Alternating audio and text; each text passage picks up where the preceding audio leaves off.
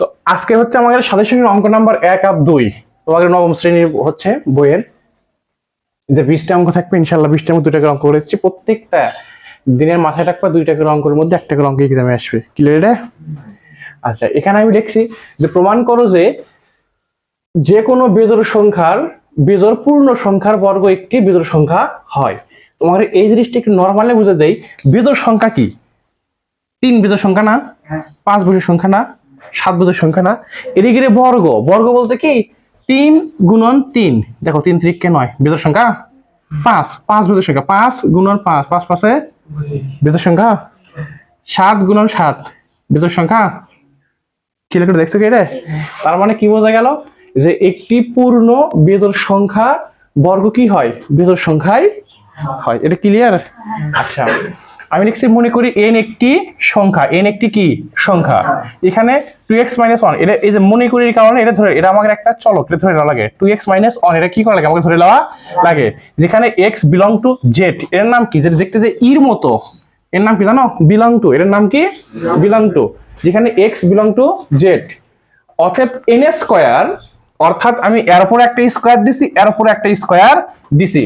তোমার কোন এই পড়াছি এর আগে যে a square plus 2ab plus b square, a plus b square সূত্র, তাই না? তো এর ধরো এর উপর স্কয়ার আছে, আমি কি করতে পারবো? এটা মনে মনে a, এর মনে মনে b, তারপর স্কয়ার দিছি, মাইনাস জায়গায় মাইনাস, এই দুই রেট নামে হলো কি কি আছে এর মধ্যে? 2x আর 1 না, 2x অন, তারপর প্লাস দিয়ে 1 এর পর স্কয়ার, মানে a square minus 2ab plus b square. এটা কি 2 2 কোণ 4 x স্কয়ার, 2 2 কোণ 4 x আছে, তাই এক এক কি হয় 1। দেখো বাচ্চারা, আমি 4x কমন লিছি, এটিও 4 আছে, এটিও 4 আছে, এটিও x আছে, এটিও x আছে, 4x কমন লিছি। 8 এর 4 যদি নামে আসে, এটি x কয়টা নিয়ে আসছি? কয়টা থাকলো? কয়টার? সে একটা, এই একটা, এই মাইনাস, এই মাইনাস, এই 4x যদি পুরোটাই চলে আসে তখন কিছু থাকে? তাহলে কি থাকে মনে মনে একটা? সে অন হচ্ছে a1, এই প্লাস 1 যা আছে তাই। এখানে 4x ইন্টু 4x, এইটুকু লিখছি। সংখ্যাটি 2 দ্বারা কি বিভাজ্য? 2 দ্বারা বিভাজ্য বলতে কি টান দেই, অর্থাৎ খেয়াল করে দেখো তোমরা এই পাশে একটু বুঝাই দেয়, তাহলে বুঝতে পারবে আরো তোমরা এই জিনিসটা যে 4x ইন্টু x মাইনাস 1, এবার 2 রেজাল্ট ভাগ করি, করা যাচ্ছে না? ভাগ করা যাচ্ছে, সেই জিনিসটাই লিখছি যে 2 দ্বারা বিভাজ্য। তাহলে 4x, আবার এবার পুরোটা লিখে সংখ্যাটি কি সংখ্যা? বিজোড় সংখ্যা। 2 দিয়ে যা ভাগ করা যায় সেটা হচ্ছে জোড়া সংখ্যা, আর তার সাথে যদি 1 যোগ করা হয় তাকে 2 দিয়ে ভাগ করা যায় না। যেমন ধরো আমি কি লিখছি, 8 2 দিয়ে ভাগ করা যায়, কত হয়? মানে 4 হচ্ছে না? আচ্ছা, এটা যে 8 যদি আমি যোগ 1 দেই আর 2 দিয়ে ভাগ করা যাবি, 8 এর কত হয়? 9, 2 দিয়ে ভাগ করলে কি পয়েন্ট হচ্ছে না? মানে 5 2 কোণ 10, 4 2 কোণ 8, ভাগ করলে ভাগের করা সম্ভব? মানে সম্ভব, পয়েন্ট আসি, পয়েন্ট তো আনা যাবি না। তার মানে কি বোঝা গেল? এই 1 যোগ করলে সংখ্যাটা কি হয়ে যায়? বিজোড় হয়ে যায়। তার মানে এই যে এই 1 যোগ করার কারণে সংখ্যাটি কি হলো? বিজোড়। n স্কয়ার একটি বিজোড় সংখ্যা, এই যে n স্কয়ার একটি বিজোড় সংখ্যা। এই ক্যাটাগরির অঙ্ক, এটা কোনো আসলে নিয়ম এর মধ্যে পড়ে না। এটা যেরকম দেখে দিচ্ছি জাস্ট এইরকমই তোমরা দেখে আসবা, পরীক্ষা দিনকে লিখে দেবা। এটা একটা ব্যতিক্রম অঙ্ক, বোঝা গেছে শোনা? এরপরে লাইনে আসো, তোমার যদি শিখাচ্ছি আমি যে প্রমাণ করলে যে √5 একটি অমূলক সংখ্যা। এবার জোরালো সম্ভাবনা আছে এটা তোমাকে, কারণ √2 হোক, √3 হোক, √5 হোক, 7 হোক, নিয়ম তো একই। নিয়ম একই না? এই 5 এর আগে বর্গ সংখ্যা কি? 2 2 কোণ 4 আর 3 3 কে 9। তাহলে 4 এর পরে আর 9 এর আগে, যেমন √5 আর 7 থাকলে এই 4 আর কি আসবি? 9 আসবি।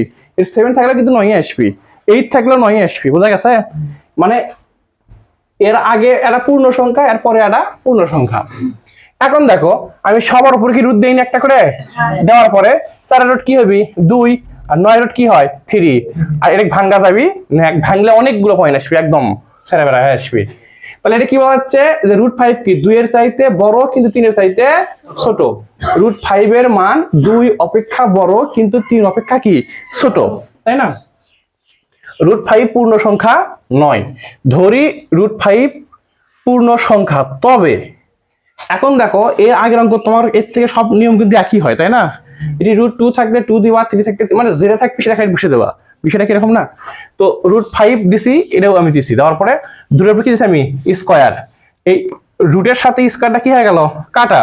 আমরা কি লিখতে পারি 5, আর এই স্কোয়ার একবার পির সাথে, পি স্কোয়ার স্কোয়ার একবার কিউ এর সাথে কি হলো, কিউ স্কোয়ার। আচ্ছা ওপরে পি কয়টা, দুটে, নিচে কিউ কয়টা, দুটে। তো এখানকার একটা কিউ যদি আমি 5 এর কাছে দিয়ে দেই, তো নিচে থাকবে কয়টা, আর একটা থাকলো না। আচ্ছা এই লাস্ট লাইন আর এই ফার্স্ট লাইনটা গল্প হবে। 5 কিউ পূর্ণ সংখ্যা, কিন্তু পি স্কোয়ার ডিভাইডেড কিউ পূর্ণ সংখ্যা নয়। কেন নয় সেটা শোনো। নিয়ম হচ্ছে হয় দুটোর উপরে স্কোয়ার থাকা লাগবে, অথবা এটার উপর থাকা যাবে। দেখো তো এটার উপর আছে, এটার উপর নাই, ঠিক আছে রে, ঠিক নাই।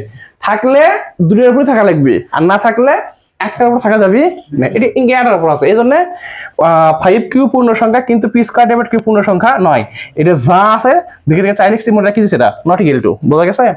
আবার ফার্স্ট লাইন এই যে লাইনটা আসবা, √5 এর মান পি ডিভাইডেড কিউ আকারে হতে পারে না। তোমরা যদি ক্যালকুলেটর যাদের কাছে আছে এরকম রুট লেখে 5 দের সমান দেবা, দেখবা যে হচ্ছে 2 পয়েন্ট সামথিং কিছু মান আসবে, ওটা কি পি ডিভাইডেড কিউ আসবে জীবনে? কারণ এটা ঠিক লিখছি, অবশ্যই এটা না। তার মানে √5 এর মান পি ডিভাইডেড কিউ আকারে হতে পারে না। ওই জন্য এই যে এটা যা আছে লিখে মনে রাখি নট ইকুয়াল টু, বোঝা গেছে। আমার কি ফার্স্ট লাইন আর লাস্ট লাইন। তাহলে √5 একটি অম্লত সংখ্যা প্রমাণিত। এই যে দুটো অঙ্ক করাচ্ছি, এই দুটো অঙ্কের মধ্যে মাস্ট ফ্রি বাচ্চারা একটা অঙ্ক কনফার্ম, বোঝা গেছে।